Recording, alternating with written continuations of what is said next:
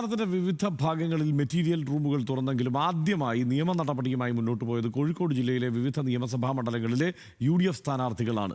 ഗുരുതരമായ ആരോപണങ്ങൾ ഉന്നയിക്കുന്നതോടൊപ്പം കളക്ടറെ പോലും വിശ്വാസത്തിലെടുക്കാൻ സ്ഥാനാർത്ഥികളൊട്ട് തയ്യാറായിട്ടുമില്ല.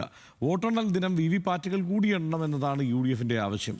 ജില്ലാ വരണാധികാരിയെ പോലും വിശ്വാസത്തിലെടുക്കാതെ തള്ളിപ്പറഞ്ഞുകൊണ്ടുള്ള UDFിൻ്റെ ഈ നീക്കത്തിന് പിന്നിൽ എന്താണ് എന്നാണ് ന്യൂസ് ആംഗിൾ ഇന്നിപ്പോൾ പരിശോധിക്കുന്നത്.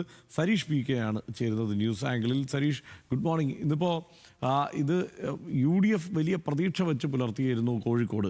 ഇത്തവണ കുറഞ്ഞത് 7 സീറ്റുകളിലെങ്കിലും വിജയിക്കും എന്നുള്ള പ്രതീക്ഷ അവർ വെച്ച് പുലർത്തിയിരുന്നു. അത് പലയാവർത്തി പറഞ്ഞതുമാണ്.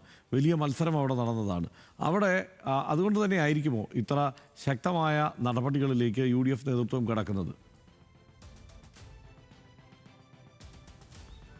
Good morning Harshan.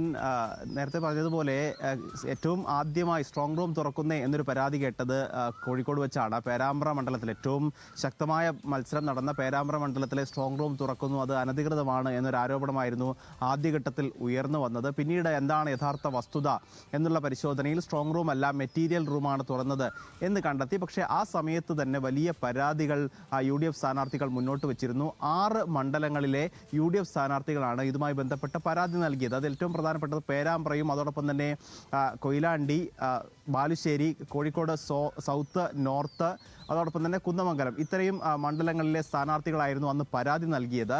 ഇതിൽ ഏറ്റവും പ്രധാനപ്പെട്ടത് ഈ യഥാർത്ഥത്തിൽ അതിൻ്റെ ഒരു വശം പരിശോധിച്ചാൽ ഈ ഒരു അറിയിപ്പും ലഭിക്കാതെ സ്ഥാനാർത്ഥികളെയോ അല്ലെങ്കിൽ ഏജന്റുമാരെയോ അറിയിക്കാതെ ഈ സ്ട്രോങ് റൂം അല്ലെങ്കിൽ മെറ്റീരിയൽ റൂം തുറന്നു എന്നുള്ളതായിരുന്നു ആദ്യ പരാതി. പക്ഷേ ആദ്യ മണിക്കൂറിൽ തന്നെ പേരാമ്പ്രയിലെ UDF സ്ഥാനാർത്ഥി പറഞ്ഞിരുന്നത് തന്നെ അറിയിച്ച ശേഷമാണ്, തന്നെയോ അല്ലെങ്കിൽ ഏജന്റിനെയോ അറിയിച്ച ശേഷമാണ് ഇത് നടത്തിയത് എന്നുള്ള ആദ്യ ഘട്ടത്തിൽ തന്നെ ആ വാദം പൊളിക്കുന്ന രീതിയിൽ സ്ഥാനാർത്ഥി തന്നെ രംഗത്ത് വരുന്നു. പിന്നീട് വ്യക്തമായത് സ്ഥാനാർത്ഥിയുടെ ഏജന്റായി സ്ഥാനാർത്ഥിയുടെ ഭർത്താവ് തന്നെയാണ് ഈ സമയത്ത് ഇവിടെ ഉണ്ടായിരുന്നത് എന്നുള്ളതാണ്.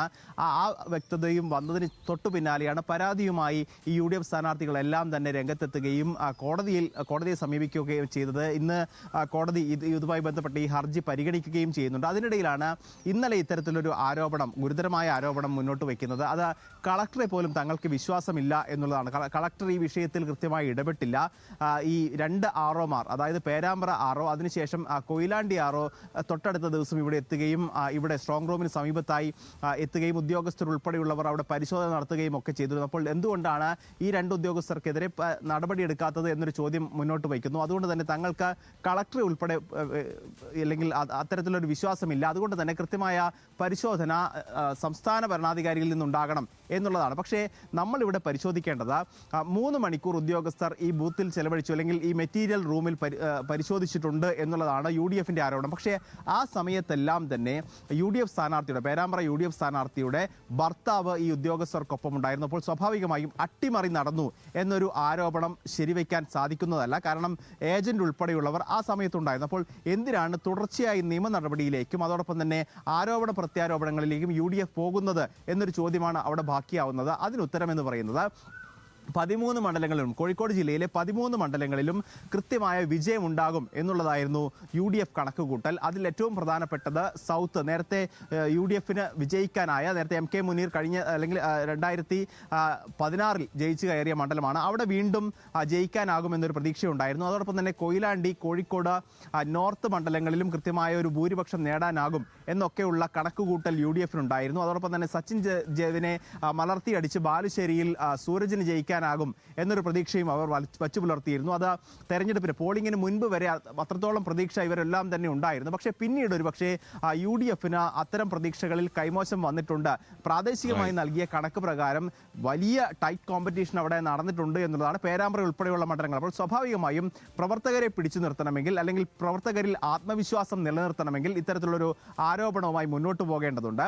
അതോടൊപ്പം തന്നെ കോടതിയെ സമീപിച്ചാൽ ഏതെങ്കിലും തരത്തിൽ ഈ എണ്ണൽ ഉൾപ്പെടെയുള്ള കാര്യങ്ങളിൽ കുറവ് വരുത്താനാകും എന്നൊരു പ്രതീക്ഷയിലാണ് UDF. അതുകൊണ്ട് തന്നെയാണ് VVPAT ഉൾപ്പെടെയുള്ള കാര്യങ്ങൾ എണ്ണണം എന്നുകൂടി VVPAT അടക്കം എണ്ണണം എന്നുള്ള ആവശ്യത്തിൽ UDF ഉറച്ചു നിൽക്കാനുള്ള കാരണങ്ങളെക്കുറിച്ചാണ് സരീഷ് വിശദീകരിച്ചത്.